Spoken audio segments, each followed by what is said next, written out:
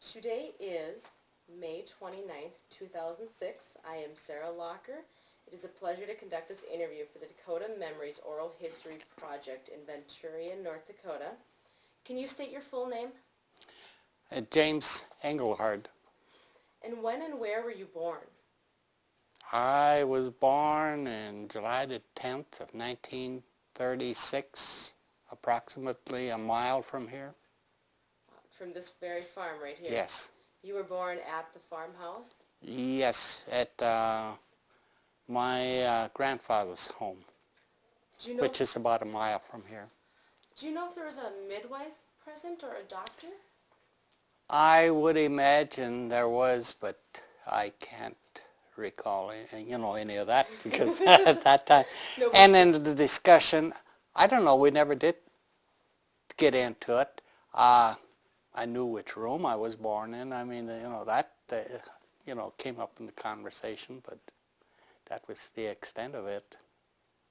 That works. I don't think many people often hear a whole lot of stories anymore.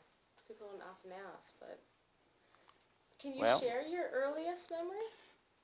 Well, it was, my folks were actually living down on the farm that's a quarter mile from here, but when it came time, for my birth, they went up to his folks' place, which is, about a mile from here, and so that's where I was born, and shortly after that, I suppose, I came back down to the farm, which is where I lived all my lifetime until 8 years ago, when we moved a quarter mile away from the farmstead, moved up here with 3 rows, tree belt in between, so we can't really keep track of each other too well. We've kind of go out to the driveway. So you've pretty much grown up in about a 2-mile area, 3-mile area for most of your life. Yes, I have actually, within a mile of here, I was born. I grew up on a home place and farmed there all my life. And when we retired, we moved about a quarter mile, that's all. Wow. What was it like growing up on the plains? Well, I don't know. I mean, I can recall what my mother would go out and get the cows home, and I don't know. I know they didn't have as many cattle in the pasture as, later on. And she'd come home with cow pies and, in her apron, and evidently, I mean, the day before she knew where they were at because she'd maybe turn them or whatever so they'd dry. We had a box, right beside the cook stove, and that's where they'd get put in, and they were used as, a source of heat, for cooking and anything like that. The home that I spent, first 21 years of my life, I still own it. It is Lake Cottage over at Lake Hoskins now. So it's still in the family. Wow. And in my early days, I can remember when it was fixed up. It was not fixed up upstairs, so it was used as a granary. And when I was, about 4 years old, and that's when it got turned into a home upstairs then. And is that where you would have slept, was upstairs? And yes, and shortly after that time, I moved to the upstairs.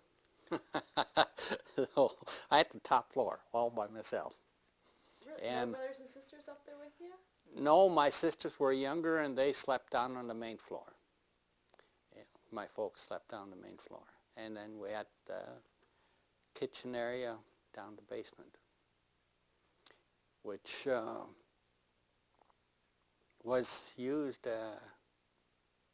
Well, it was like that until back in the spring of '73 when my folks moved into Zealand. And at that time, we decided, well, maybe we should turn it into a lake home, and we remodeled it to some extent and moved it because our homes were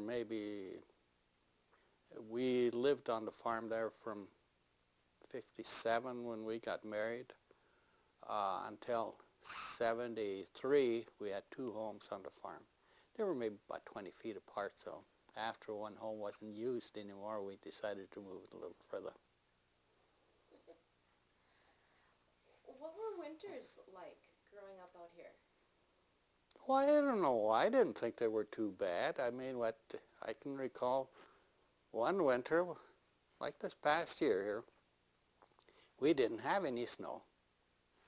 And my dad would take me up with the car across the field every day, I think, that winter.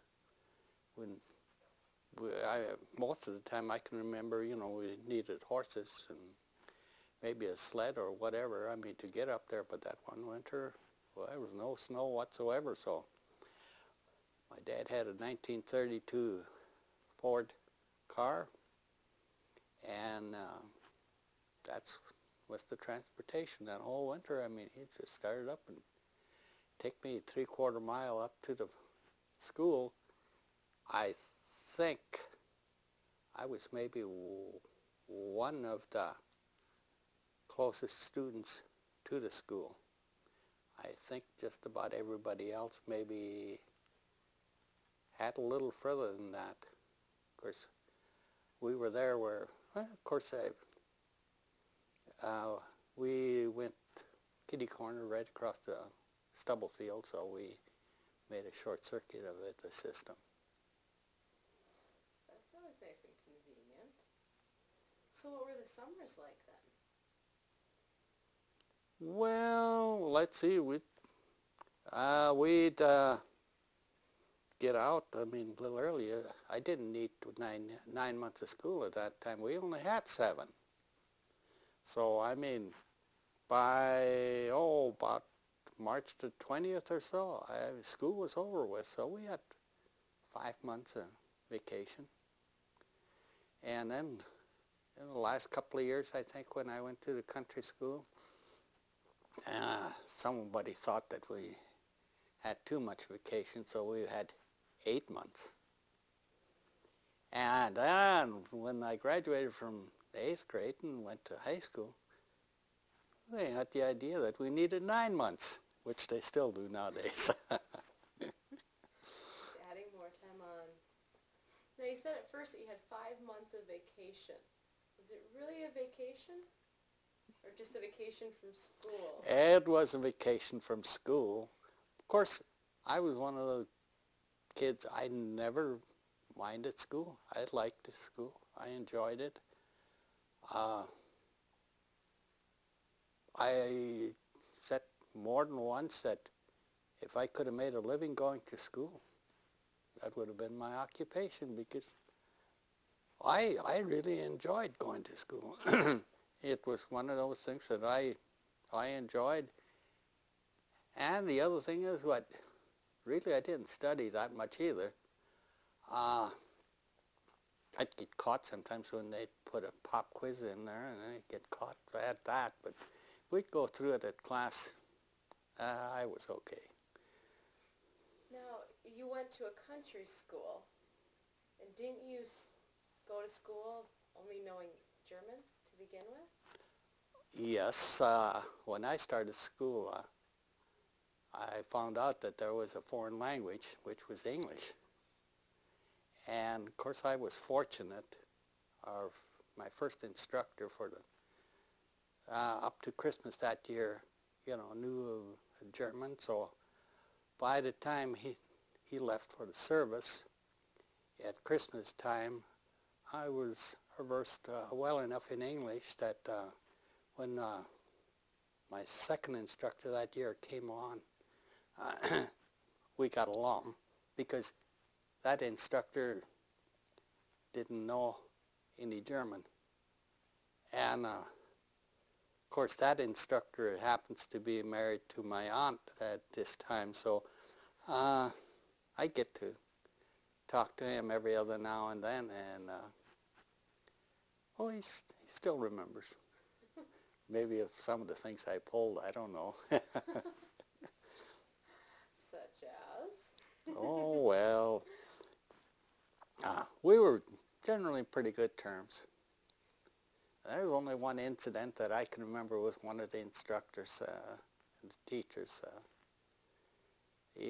First day of school, and we had school until the afternoon, and of course we ate dinner, and he made himself comfortable. He brought his feet up on the desk and made himself comfortable, and lo and behold, he fell asleep. Of course, we stayed around until, what time the school should start. And then, well, we don't want to wake him, so we went outside, and of course, we played out there. And that day, a fellow teacher brought him to our school, and then when he came to pick him up that evening, well, he asked, well, where's the teacher at?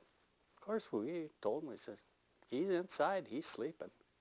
So he walked in, and I think he must have woke him, because our teacher came out, and school dismissed, and we went home. Of course, he remembers, that instructor always told us another item that I kind of thought was funny. When he was a kid going to school. And he said, his teacher at that time and him, they didn't get along the best. They had their differences. So one cold Monday morning, the teacher wasn't in the best mood. Schoolhouse was cold, and he stoked the furnace and got it going, and he kind of slammed the door, on the furnace real hard, and a piece of plaster came down and hit him on the head. Of course, my teacher at that time, he was a student, he says, oh Lord, please hit him with another piece. He said, that I regretted, he said. So what subjects in school were your favorite? What did you prefer? I enjoyed history, arithmetic. Were there any that you didn't care for? Yes, English. You wanted to keep using German. Well, I don't know. When I went to high school, we wrote in our book, you don't know the English, don't monkey with the book. Now, the first teacher you had for that first half a year, would he speak German with you kids to help you learn English? He explained enough to me, because I was the only first grader at that time. Actually, I wasn't a first grader. I was what they called primary. So, he explained enough to me to get me going. A year later, we had another student that was a year older than I was. And then we had another instructor, a gal, come in, and she didn't think she wanted to have 2 grades. So I took 2 grades that year. I jumped up and I was buddies and classmates with another student. He was a year older than I was, because he had the same thing. He started out at primary, and so I was put together with him, and so that was part of it. So you skipped a grade because the teacher didn't want to teach? That works? Yeah. So did you ever get in trouble for speaking German at school? Or did any kids ever get in trouble for speaking German at school? Not really. We'd be reprimanded once in a while, but really never got into trouble. We were told, speak English, but other than that, we never did get into any problem. Did any students ever get into a little bit of trouble when you were in grade school? No more than the usual. I mean, it was nothing serious. I mean, over the years, I know I went to the school and we had several teachers, and I mean, we were told, I mean, we're going to be having a tough time, and I don't know. I never thought it was a tough time. I mean, and I really don't think any of the other students did. So it was one of those, I enjoyed it. An incident I can recall, I mean, that I still think is kind of funny. One of the students, he had to be about 3, 4 years older than I was, because, we had 8 grades in the country school. And, of course, he had bib overalls. I mean, that was the common attire for all the boys, basically. And he always had farmer's matches in his pocket. So, I mean, one day he had to recite something in front of the class. Of course, he was a little nervous, I think, and he had his hands in his pocket and kind of playing with it, with the matches. And almost they came out of the pocket, and he started, whamming himself and everything else. And needless to say, after that, he never did carry any more farmer's matches in his pocket. He got a little warm. I suppose not. What would you do for lunch at school? Well, we had a lunch pail along, but jelly sandwiches weren't too bad, but I didn't care for the syrup sandwiches. What else would you do at lunch hour? Would you have recess as well, or a playtime? Oh, yes, and one of the things I can recall is a classmate of mine, I mean, when we'd get out and the weather was decent, we'd jump off the front porch and we'd wrestle for, 15 minutes, and if it was a noon hour, we'd be at it for, an hour? And if one of them got the upper hand, took the other one down, I'd give up, and we'd break and go at it again. So it was good fun wrestling. Yeah, the teacher came out and rang the bell. Time to go, so we came in and we were refreshed. And was wrestling something that you guys would do at home too? No. Okay. No. More so school game. Did you play any other games at school? Oh, we'd play baseball. Andy Over. Yeah. Where did you learn how to play baseball? Gee, I don't know. I suppose when we got to school, I mean, the older kids, they knew how, and it didn't take very long for the younger ones to catch on. And did you play it similar to how it's played today? Close to it. Of course, we didn't have as many kids, to field a complete team. I mean, so we had to kind of short the team, because we were maybe had 5 people to a team, so maybe had 10, 11 students. And did you have bats and gloves and balls to play with? Well, we had bats, and usually it was softball, and that you use bare hand. Never use gloves. Were there any other games at school that you would play? Oh, I don't know. Softball was also used to play Andy Over, which was something to keep us occupied. How about in the winter? Would you play any different games when it was cold outside? No. Well, I don't know what we'd do. We'd kind of horse around. I suppose we had, a barn there where by the time I went to school, really no students drove to school anymore. I mean, with horses. The first couple of years, I think, when I went to school, some of the older students drove to school with the horses. And about that, after 2 years, that seemed to have ended. And so the barns were empty, so that's what we used to get in then at recess time. We were out of the elements when it was too cold. Other than that, I mean, well, we built snow houses and igloos and you name it. Like kids do today. Did you have a lot of homework that you'd have to take home, even though you may not have done it? Well, I take it home, but that's about as far as it went. Since you were older, did you ever have to help your younger brothers and sisters with their homework? No, not really. My sister, next oldest one to me, was, 4 years younger, so I got out of that. Was education important to your family? Yes, it was. I was there where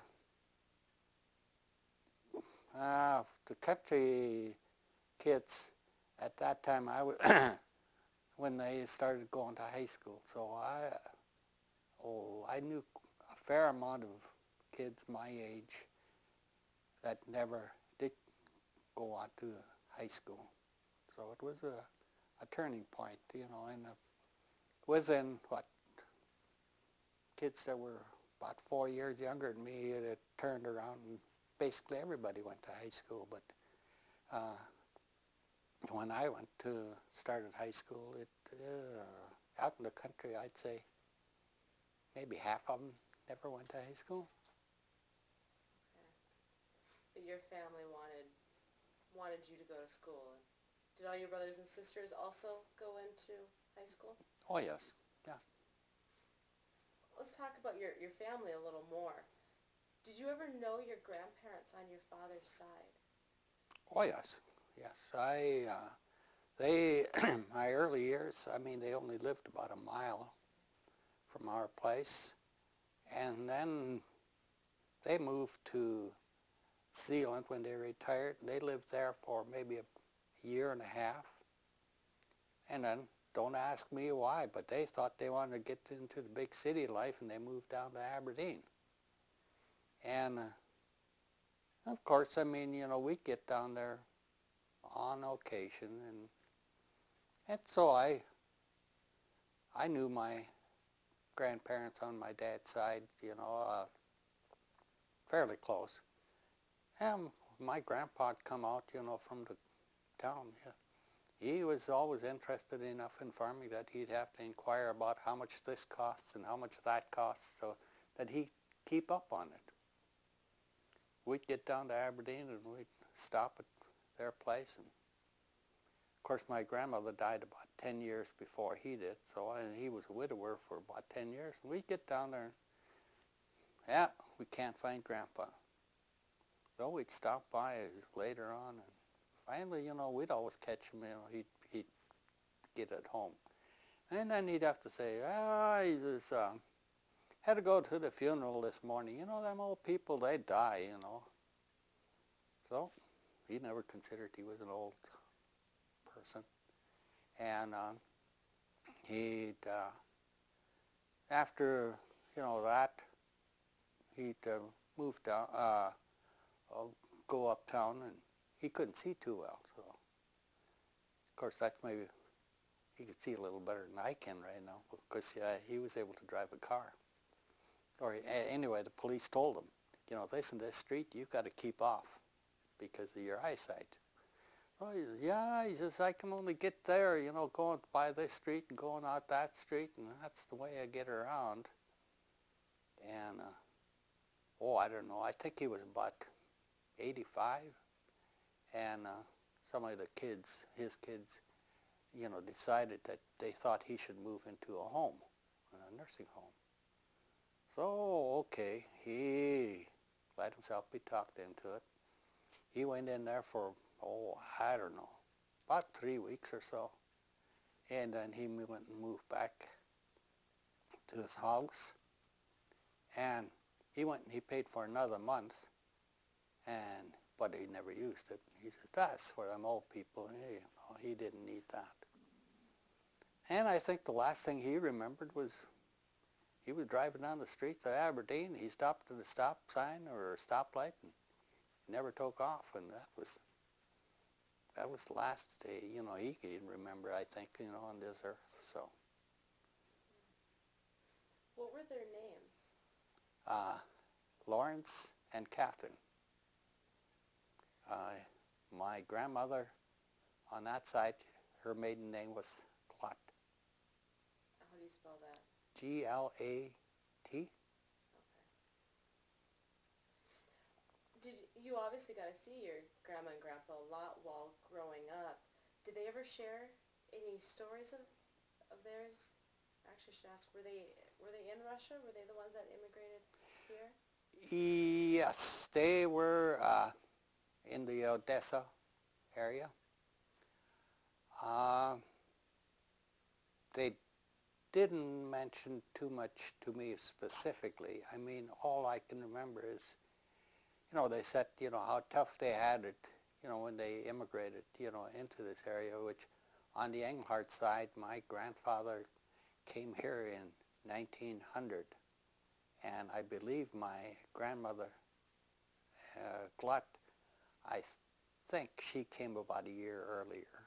So I think it was around 1899. And, they said in the conversations, early on, they were complaining, how tough they had it over here. And all at once, it wasn't that tough anymore. And finally, it's turned around. And they were the ones that had it real tough in Russia.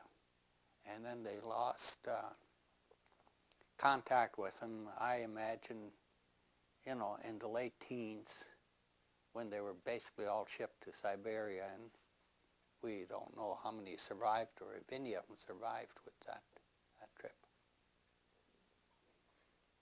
Were your grandma and grandpa very religious on that side of your family?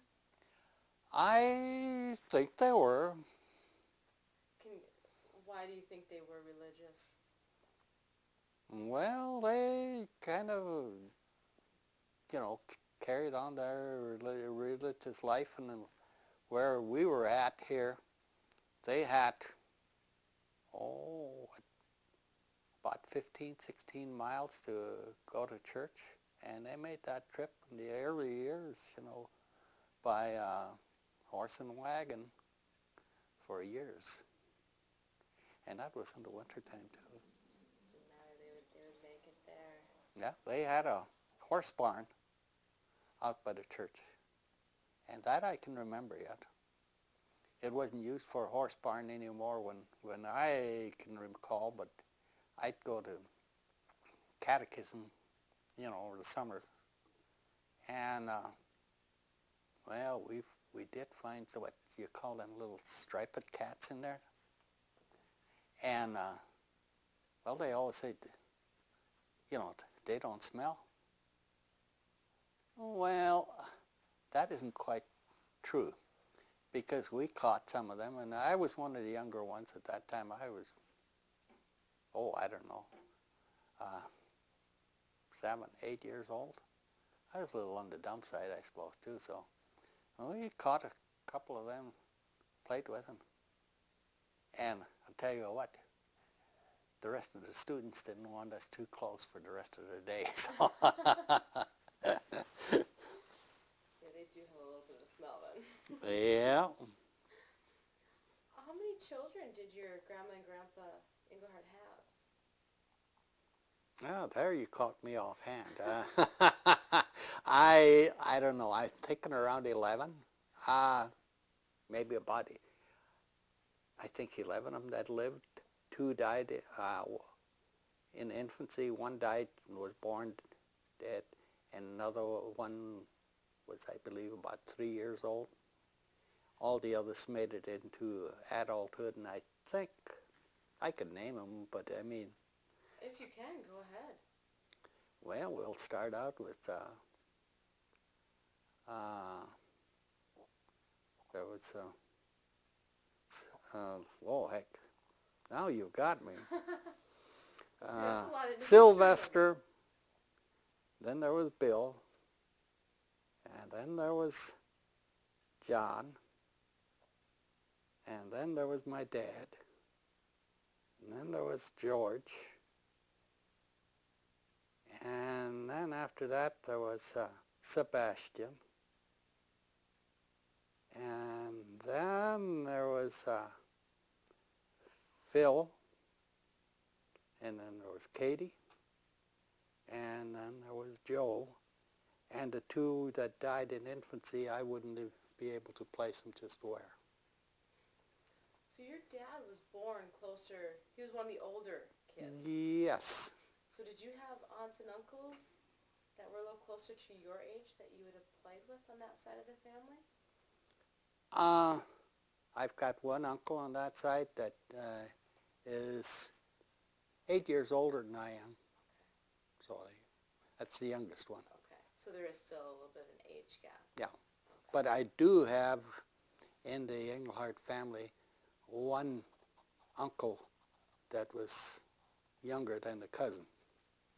Really? Yes. I suppose that happens when you have 11 children. Yeah, it does happen, and it did happen. Well, what about your grandma and grandpa on your mother's side? Did you know them?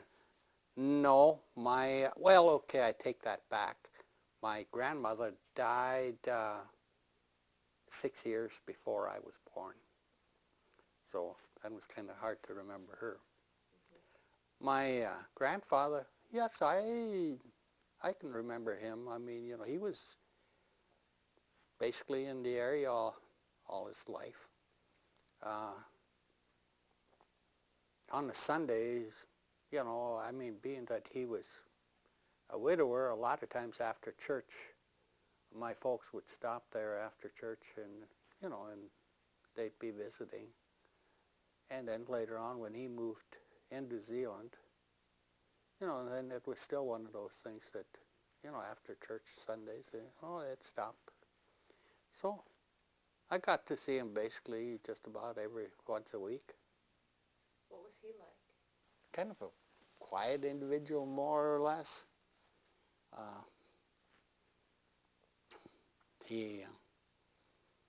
And there was something about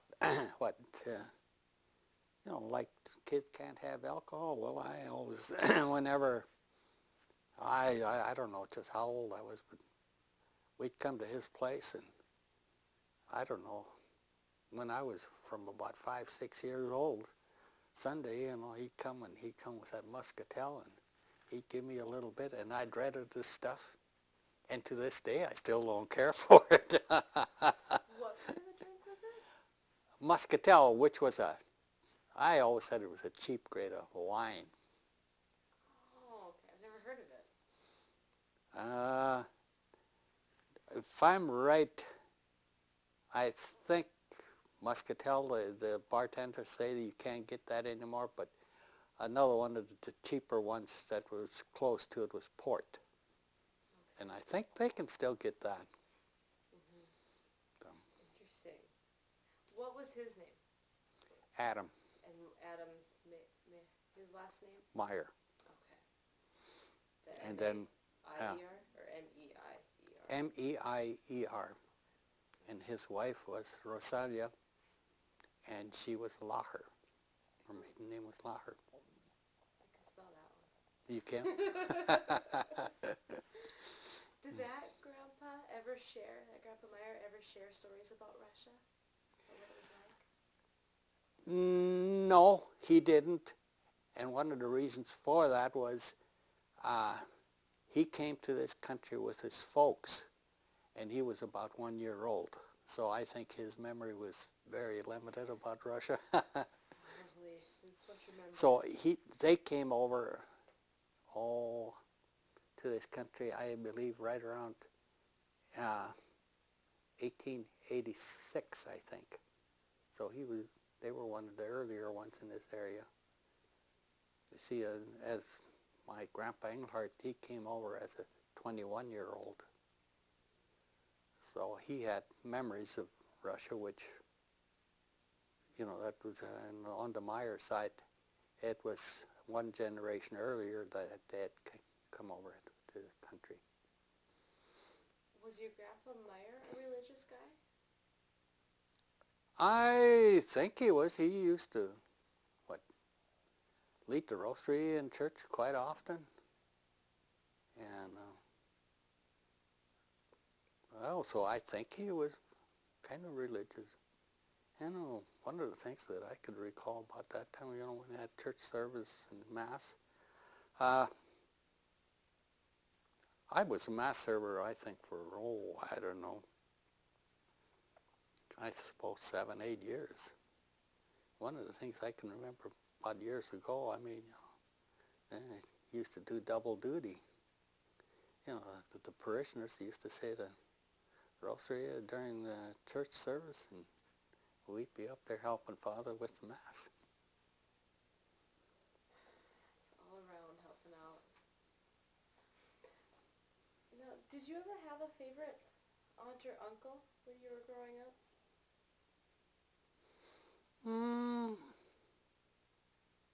I don't know if I could say I had I was closer to some than others, and basically I suppose that was because, I got to see them, quite often in my life. On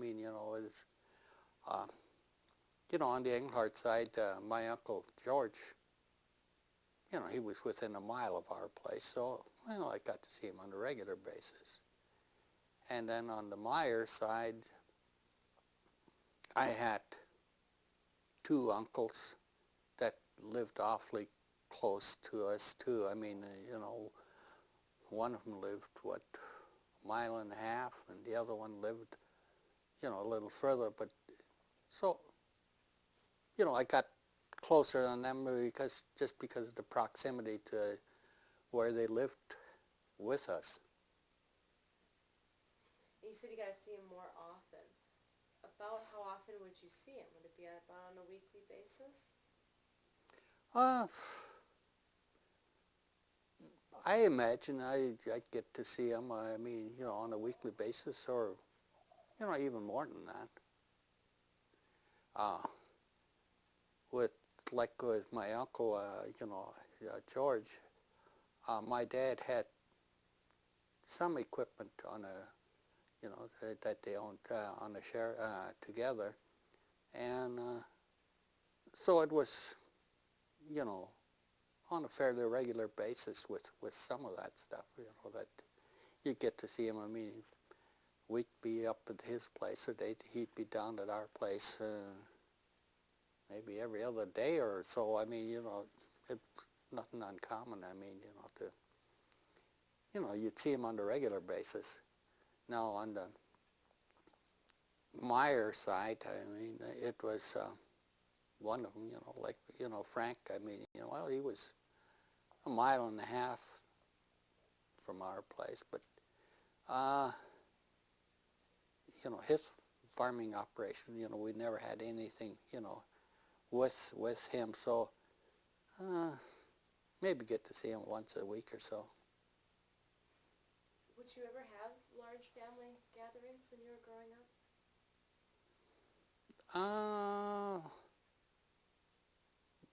On the Engelhart side, we tried to get together once a year. On the Meyer side, that didn't seem to materialize. So, Engelhart side, where would you guys get together at? It seemed like they'd rotate. One year they'd get together at this home, and next year at that home. So, you never knew. One of them would volunteer. Okay, next year we'll get together here, or we'll get together there, and set a date when it just got closer. What kind of foods would be served at the family gatherings? It was, a lot of it was, potluck. Each one would bring something, and of course, whoever, had the place, if there was any beverages, that family furnished them. And There was always some beer and some other hard liquor there, but it was never that anybody got carried away. Just a little bit to share. Would there ever be any special foods brought to these family gatherings? Any desserts that you didn't get very often? I didn't think so. Of course, maybe there was. I mean, but I didn't think there was, anything. I mean, it seemed that after a few years, I mean, certain families, I mean, I don't know, were they requested then, I mean, to bring a certain food or whatever, but I mean, oh yeah, so-and-so is going to bring this and that, but if it was really a favorite or what, I don't know. Let's talk about your father a little bit. When was he born? He was born in August of 1909. And where? He was born in the same farmstead that I was. Not in the same home, because that home that I was born was built in the early 20s. So he could recall about the old homestead, the old home, where he was born. What was your father's name? Jacob. Can you describe him? What was he like? Well, let's see. He was about my height, I think. He got married when he was 23. If you look at his wedding picture, he had less hair on his head than I do right now, and I don't think I've got too many. What was his personality like? Well, I don't know. I mean, I thought he had a good personality.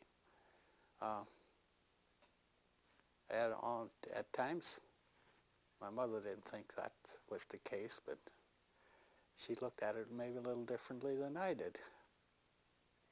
If you kids were acting up, being a little mischievous, how would he handle it? How would he discipline somebody? Oh, well, let's see. I got to feel a strap once in a while.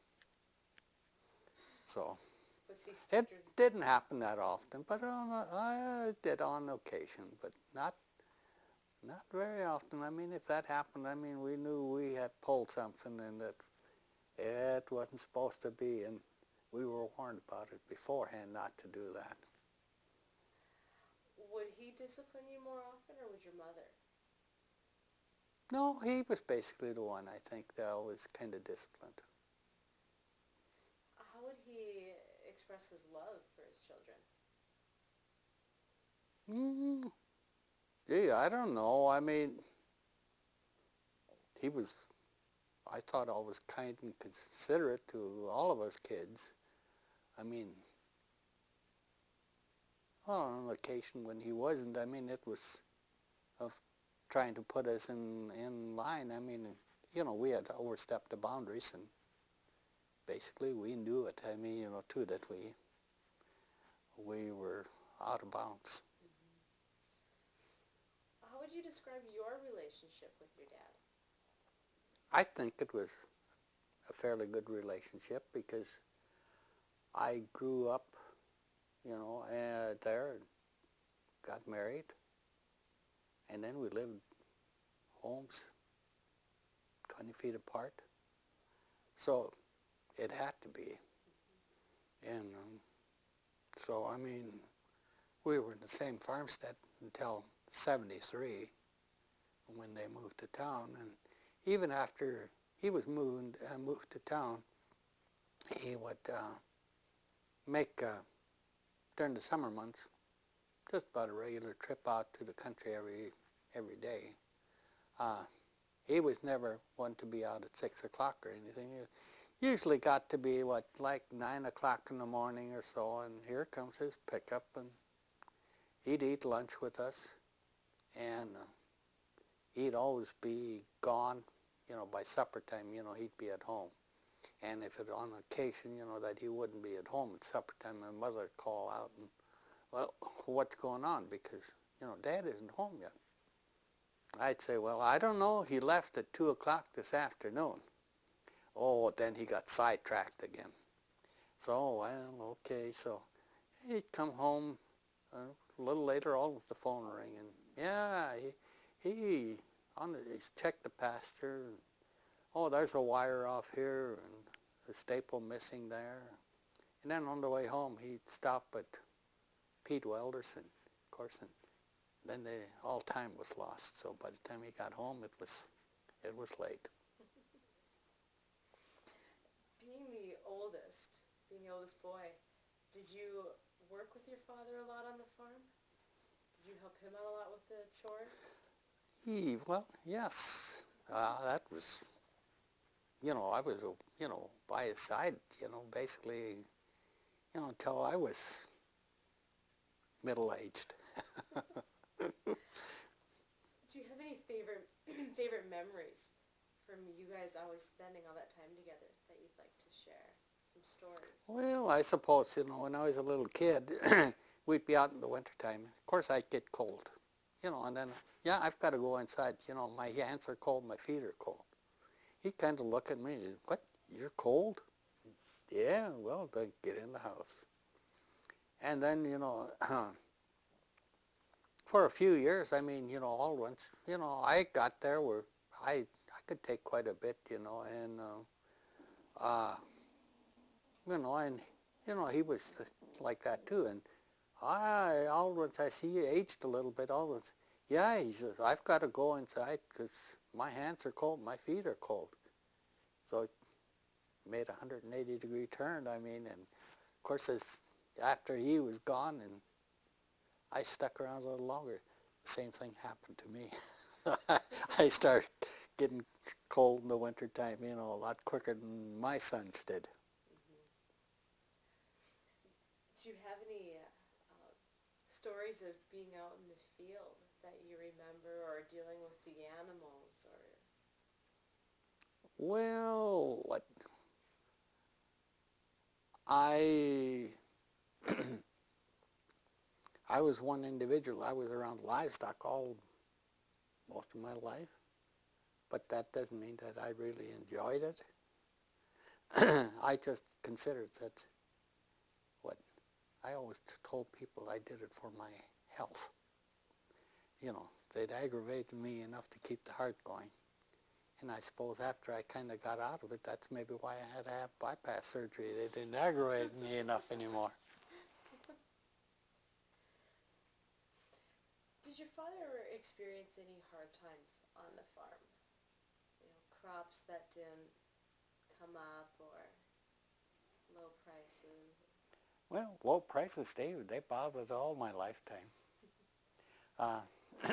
Crop failures, that was one of the things too. When you're in business of farming in this part of the country,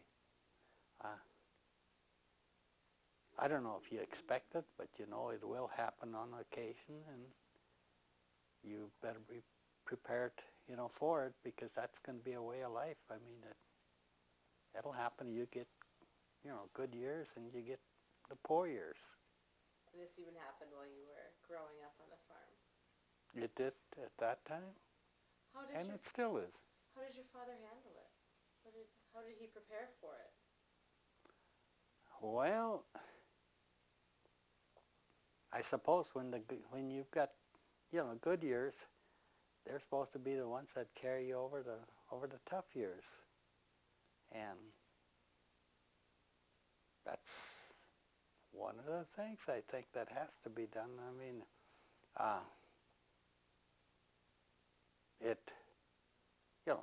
In farming, there's years where you make some real nice money, and there are some years where you don't, and you hope when it's over and done with, you had enough good years to make a comfortable living. And I considered, in my lifetime, farming was a good business, for us. We raised a family, made a comfortable living, and I've got an expensive hobby too. Which would be? Well, they always say that I collect a little bit of everything and not too much of anything. Some people have asked me, well, how many dollars have you got involved in it? I tell them, well, I really don't know, because if I would, it would maybe bother me. But with that hobby, I don't believe that I've ever taken anything away from my family or my way of living to support that hobby. I mean, it was always extra money that I used for that hobby, and I wouldn't, if wouldn't have done that, it wouldn't have changed our way of life. Were either of your parents collectors of things? Did they ever hang on to anything? Kind of like you do? My dad wasn't. My mother my mother was, to some extent. Okay. I do have, some stuff that, she wound up with. And so, I mean, there's some stuff that material from her folks and her dad that I do have at this time. So a little bit of that inkling got passed on to you. Yes, because my sisters weren't interested in any of that, so anything, that come along that was old, well, they don't want it, give it to Jim. So I didn't have any competition with that. Let's talk about your mother's son. What was her name? Katie Meyer. And obviously Engelhart later. Where and when was she born? Well, let's see. She was born in May of 1912. She was born 5-6 miles from here. Oh, close by. Yeah. What was your mother like? Well, I thought she was basically like everybody's mother. I mean, the home where she was born in, is still around. And that home is in Zealand right now. It got moved off the farmstead and moved into Zealand, so that home is still there. What all did she do to help out on the farm? What was her role? Well, we milked cows, and that was one of the jobs that, I mean, she'd do twice a day. Because when it was springtime or harvest time, my dad wasn't, in the barn to help, with milking. And they didn't have a milking machine. The two hands here, they were the milkers. When I graduated from high school, of course, I just went to college for a short period of time. I went, about a month, and I got sick, and then I never did go back anymore. And so I decided I'm going to buy a milker. We put it in the barn, and of course, I had some cows, and well, we milked them. I milked them by hand or with the milker. So I didn't have to do any of that hand milking anymore. Of course, my mother didn't like that idea too well, so we milked about half of their cows with the milk machine. And after that first year, I mean, yeah, but they dried up about the same time as the hand milkers as the others. And my dad decided, hey, wait a minute, that's not such a bad idea. I mean, that milking machine seems to work. So he went, he says, do you mind? He says, well, I'll trade in that milk pump, go buy a bigger pump and buy another bucket. So, okay, so that's what he did. So, and then after that, they were all milked by machine. So that was a graduation then. So. Sure, in the end, she probably did appreciate the time. Oh yeah, she'd always be out the barn, but I mean, you know, it was a different work then. I mean, you know, she'd wind up carrying the milk pails into the milk room and stuff like that instead of, you know, changing the buckets, because I was in the barn basically all the time, you know, in those years. So I was basically the one that kind of handled the buckets. So, I mean, you know, she'd wind up carrying the milk back and forth. So she kind of graduated to a different spot. Did she also have a garden or anything else that she do around the farm? Yes, she had a garden. I don't know just how much time, I mean, you know, she put in. I Well, okay, I was never a gardener. I mean, I enjoyed looking at a garden. But even nowadays, I mean, you know, if I'd have my choice, the garden would be a flower bed. I enjoy that a lot more. What was your relationship like with your mother? Oh, I don't know. I think they were about like most sons have with their mother. I mean, I think I got along real good with her. I mean, there was sometimes, you know, we maybe had some disagreements, but that always happens in life. I mean, you know, we're married for over 49 years, and to say that we've never had an argument, I don't think that would be the truth. But we've always survived, and even to this day, I think we get along pretty good. I mean, and I don't know.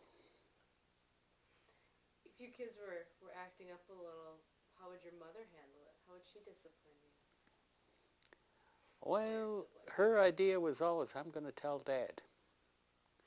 And then that was one of the things that he'd reprimand us. And, you know, after a few times, if he'd reprimand us for the same thing, I mean, and it didn't help. I mean,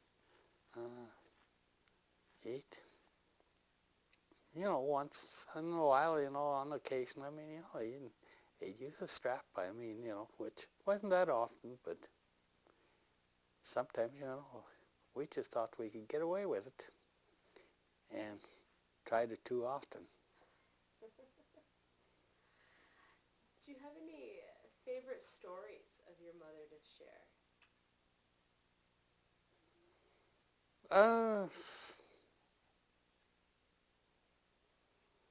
I don't know.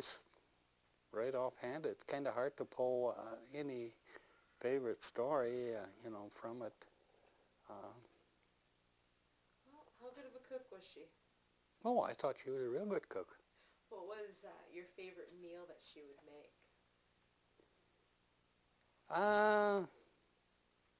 Well, I don't know. I mean, you know, I like drop donuts. I like the placenta that she made. Those were maybe some of the more common items that we had. Is there anything she made that you really didn't like? Chicken wasn't my favorite. I'd eat it, but it wasn't my favorite by a long ways. Now, did you have a lot of chicken, though, growing up? We had our share in the summer months. And Sunday, did you have the chicken soup on Sundays? A lot of people did. Yes, and that is not my favorite soup. How many children did your parents have? They had, there's 4 of us. My youngest sister was a twin, And that was her twin was a brother, which he died in about 2 days of age. So they'd have had 5, and 4 of us are still around now. And can you list off the order of all of you? I was the oldest. Next one was Elaine, and then Lenora, and then the Donna, which was a twin, and then my brother that would died about 2 days of age was Marvin. It's a small family. We're living on a farm. So did the girls also help out on the farm as well?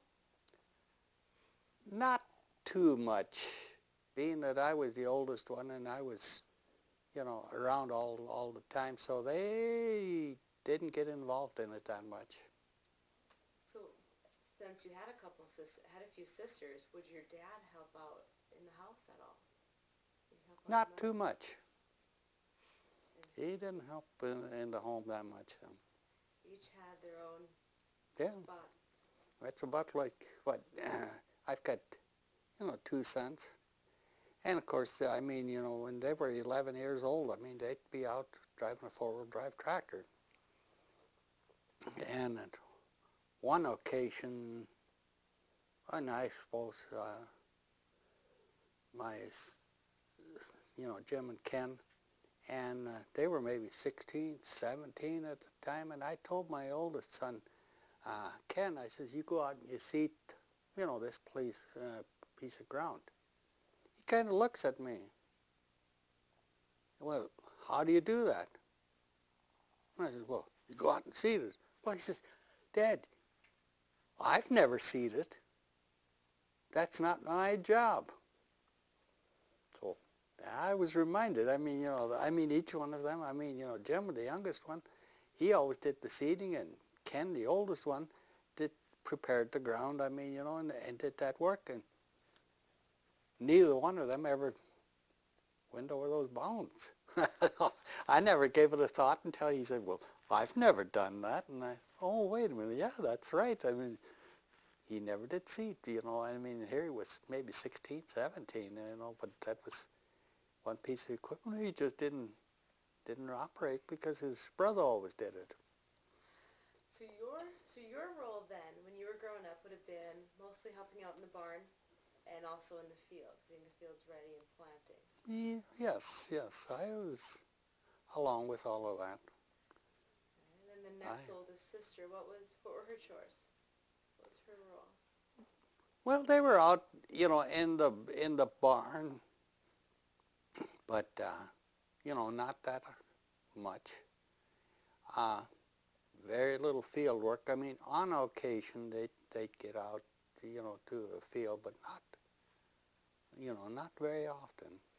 So would your sisters mainly all help out your mother then? Yes, they were basically there. And like on occasion, they'd, get out to the field, but that was basically the exception then. With your parents, did you ever hear how they met? I can't recall, but they were kind of, neighbors. They were only about, 5 miles apart, so don't ask me. Where they met the first time, I don't know. I imagine maybe it was in church, maybe. Because they went to the same church, so I imagine that's maybe, where they got. And then as they got older, the young kids, they'd get to go to the neighbors, so that's maybe how it happened. I don't know. Well, that works. With your sisters, did you guys ever have conflict or competition, or did you guys all get along really well? No, I don't think we had that much conflict. I think, I considered that we got along pretty good. I don't think we ever had any major conflicts or anything like that. Was there a sibling you were closest to, or closer to than the others? Hmm, not really. Now would you guys have played together? Or would you have played more with neighbors when you were a child? Oh, we played together, but, you know, my next oldest sister, was like 4 years younger than I was. So, I mean, there was a fair age gap in there, and then the others were younger than that. So that kind of, you know, broke that up, I mean, to some extent. Yeah. Did you play a little more with neighbor kids then? Yes, I mean, that happened more. And what kind of games and activities would you do when you weren't in school? How would you play with your neighbors? I don't know if we really had any organized games or anything. I don't know what we all got into. I mean, it was one of those things that when we'd be running around the yard and doing this and that. And I mean, nothing in particular. I don't think we ever really got into trouble, when we were doing it. Was there a certain place you guys liked to play in more than others? A person's farm or? Not really. I mean, it was one of those, I mean, what the occasion called, I mean, it was not that, we're going to be here and we're going to do this or we're going to do that. Did your mother or your father ever play with you guys? With any of you children or?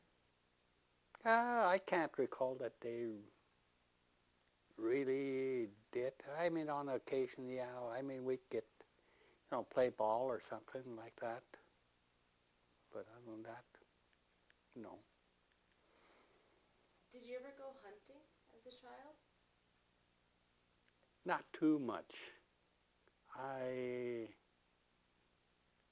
That was something that never enthused me that much. I mean, I did very little. I know when, even my dad, when he'd go deer hunting and then, he'd want somebody to drive a pickup, to pick him up here and there. And a lot of times I just look for an excuse. I mean, I just, driving from one place to the next, waiting until they show up, I mean, wasn't what I cared for. Did you ever do any trapping or fishing? I did fishing, when I was younger.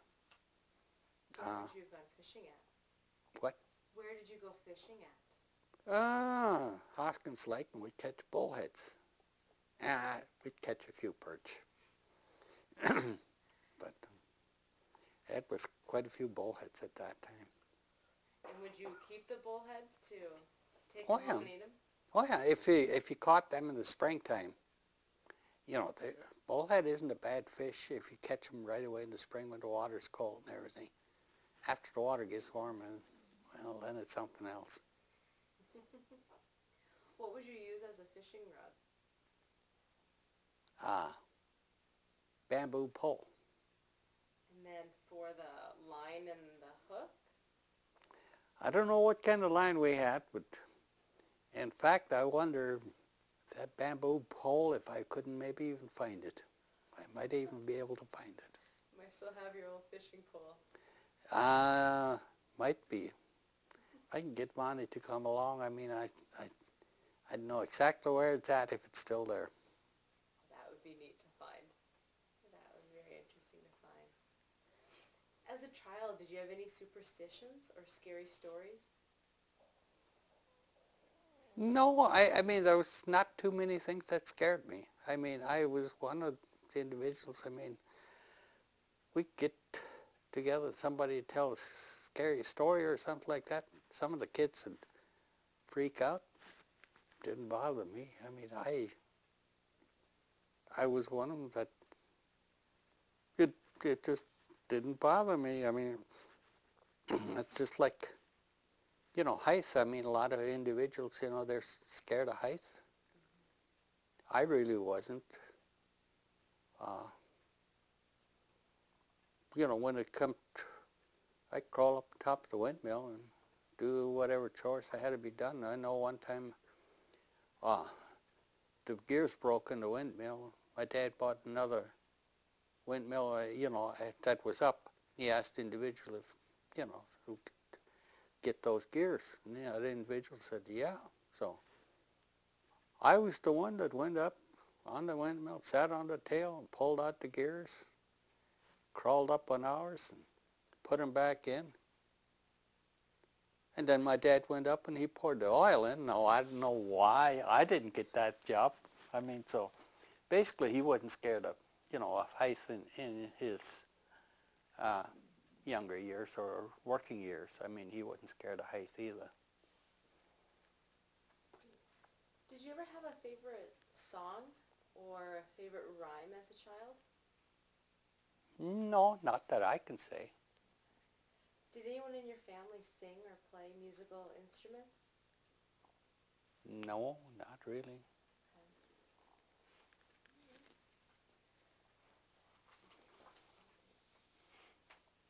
Now, with some of the chores that you had to do you know how often laundry was done or clothes were ironed? Well, that was done every week. I would think that maybe laundry was on Monday. Ironing might have been on Tuesday. Yeah, set days for it. What about taking baths? How often would you take a bath? Where would you take a bath? Well, I imagine that was maybe about once a week. In the summertime, then it was more often. And I mean, then we had rigged up a shower. And we had an old fuel tank that we put on top of the outhouse. And outhouse did double duty. So you'd fill the water in the morning, and the sun would warm it. So by the evening, when it was time to take a shower, the water was warm. Of course, that only worked in the summer months after it got cool. Of course, and then there was a bath, and that wasn't that often then. But that was all rigged up right in the outhouse. Yeah, the outhouse did double duty. Yes, yes, it did. What about brushing your teeth? Was that something that you did as a child? Yes. Do you remember how often? Was that a daily? No, 2-3 times a week. Okay. Did you ever go visit a doctor when you were growing up? Yes. When I'd get sick, I'd wind up. Yes, I mean, there was no such thing as visiting the doctor to get a checkup to see whether you were okay or not. Did your mom then have any home remedies that she would use if you cut yourself or didn't feel good? Yeah, and I found out that if you got a cut and you put rubbing alcohol on there, I mean, you start to dread that pretty quick. That's how she would clean out a cut? Yeah, well, later on, then they started using peroxide, but I mean, early on, it was that rubbing alcohol, and that was something else. What about if you had a headache or a tummy ache? Did she have anything for that? Well, tummy ache, usually that was what they call green drops, and now don't ask me what was in there besides a little bit of alcohol. The alcohol for a tummy ache. Well, you didn't get too much of it, so there was something else in it. I mean, that green coloring, but don't ask me what it was. Well, now, with alcohol, did your dad brew his own beer or alcohol or wine? No. They maybe had home-brewed beer on a few occasions, but I can't recall that, it was something that was, regular. It happened very seldom that they had home-brewed beer. Now, root beer, Yeah, that we had quite regularly. Would he distill his own 190? No, no, I can't ever recall that he was involved in that. He had other connections where he'd buy it. So he did find a way. Oh, yes, they all did at that time of the Prohibition. They all knew just where to go. And they knew who was handling it. Do you think alcohol was a problem for any of the German Russians? Did they consume too much a lot?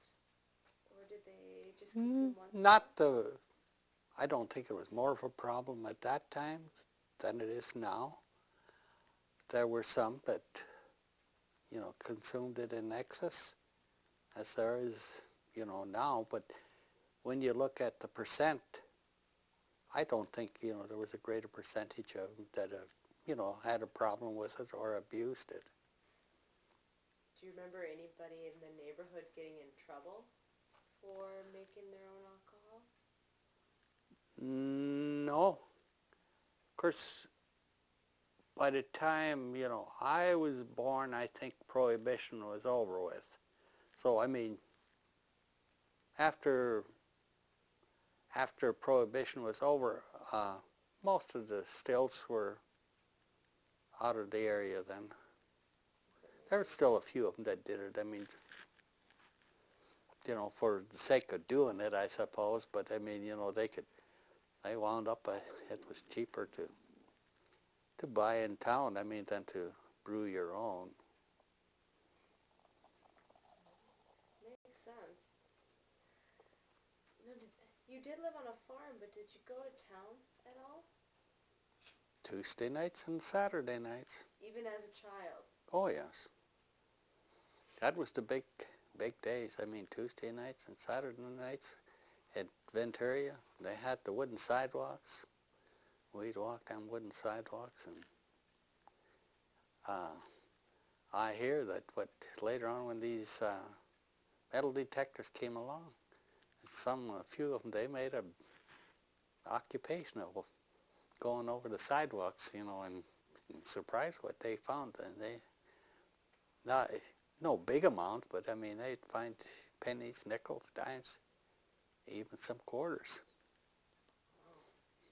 What else would you do when you went to town?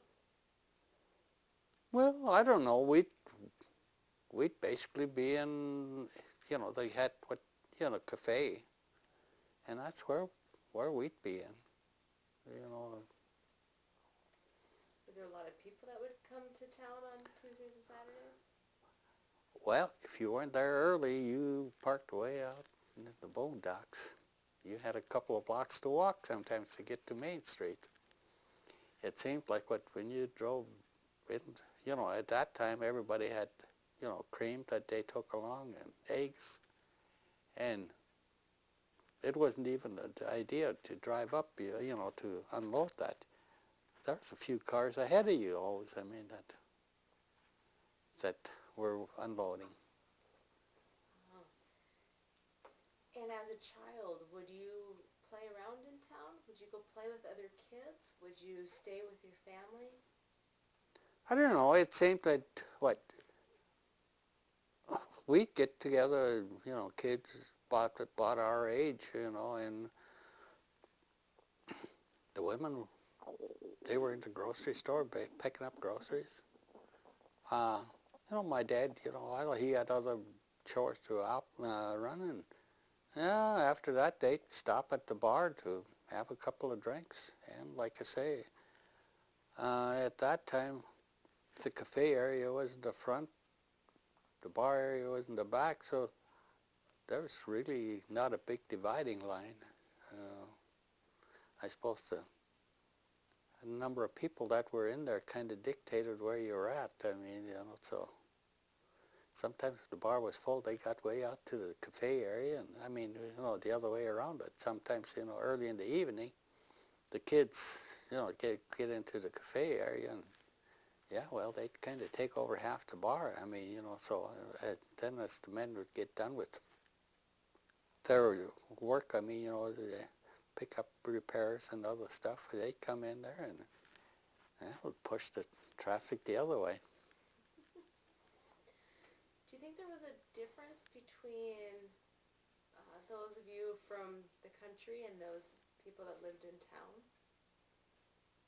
I didn't consider that, to be a difference. I mean, you wound up, for some reason or other, you found the individuals that were within a few years of your age, and those were the ones that you got together with. Would you guys go play games in the town while the women and men were doing their chores? Not really. I mean, I don't know how much money we got, but whatever we got, we'd go in the cafe and we'd spend that, keep them happy. And if you wanted malted milk, a lot of times you better order it early, because what if you wound up later in the evening, doggone it, you got goat's milk in your malted milk, and we could tell the difference. Because we knew the proprietor had cows plus goats. Oh, I see it. Did Venturia have a 4th of July celebration? Oh, yes, they did. And I've also got the official tug-of-war rope that they used during the 4th of July. And I also have their roller skates that we used for roller skating. Really? Where would you go roller skating? Just around the town? No. First of all, we'd go roller skating in the city hall. And then later on, after, 51, 52, when the Legion was put up, and then roller skating was moved into the Legion Hall, which was a bigger area. And tug-of-war, would this be kids against kids? How? I think they had several classes. I mean, the adults, don't ask me, I think at that time maybe it was city versus country, I don't know, or north against south or whatever. And, and the kids, I mean, well, I don't know how, maybe country against city, I don't know. But I suppose they maybe switched. And, if had to change the rules a little bit if there weren't enough for one side. Would you play tug-of-war in a field? No, on Main Street. Right in the middle. Yep. Cars, we're worried about cars, they got No, blocked off? that got blocked off. On 4th of July, that was blocked off. What else was happening in Venturia for the 4th of July celebration? Well, they always had a band. They had a city band. And so, I mean, they'd be playing part of the time. And they had, the kids had foot races, sack races, three-legged races, you name it. It was something to keep you occupied. The kids stayed busy playing, and what would the adults be doing?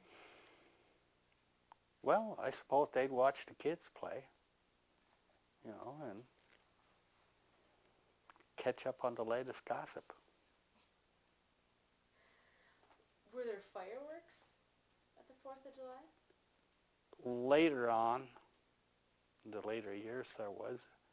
Earlier years, there wasn't the case. And I can remember one year when they had fireworks, and kind of in their park area, and it was a dry year. And one of the fireworks was shot up and was kind of a dud, and it came right back down, and we had that little hill on the south end of town. Of course, that was the water storage tank, covered with dirt. Needless to say, we had a fire. That grass ignited, and the fire truck was on Main Street, blocked off, so it took a while till the fire truck came out, and up there to put up the fire. And I also have the Venturia fire truck, the one and only fire truck that Venturia ever had. So you have the one that got blocked in. Yep. Do you remember how long it eventually took them to get the fire out? I don't know, it didn't take that long, but for the spectators that were watching, I mean, it seemed like it took forever because old Alfred Doctor was up there maybe lighting the fireworks, so he had to run down to the fire hall and back out the fire truck, and then they had to move stuff, I mean, to get, to get up to the fire. Any other stories that happened at these 4th of July or town events? Well, not that I can recall right now. Okay. Well, let's talk about religion for a little bit. Where did you go to church at? The early days of my life until we got married, I went out at St. John's, which was 5 miles north of Zealand. And after we were married, and then we switched and started going to church at St. Andrews in Zealand, which we are still a member of. So you're obviously Catholic. Yes. How important was religion in your childhood? I think it was important. Did your parents make you go to church often? Well, as we were kids, I mean, we just went to church, when they went, we'd go along with them. Did you ever have a Sunday school or summer school for religious? Yes, we always have 2 weeks. So that was 10 days. In the summer? In June. And what would you learn when you were there? Well, we'd go over, what they called, the catechism, and certain parts of that. And, of course,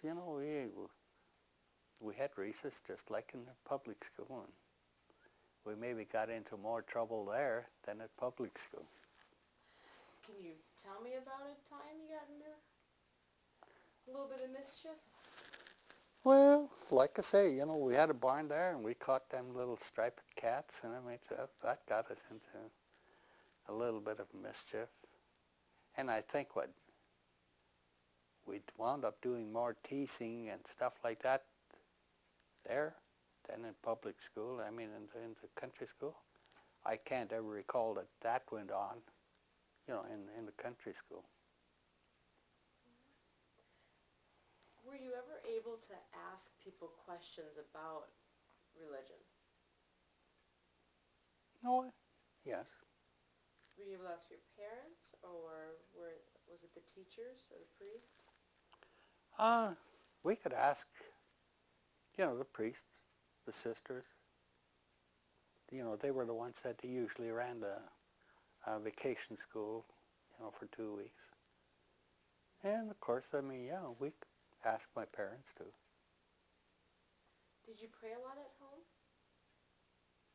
Oh, I suppose the average. I mean, we pray daily, yes. You pray in the morning or in the...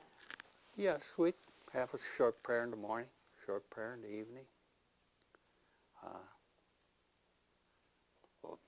A prayer before meals on occasion. After you went to church on Sunday,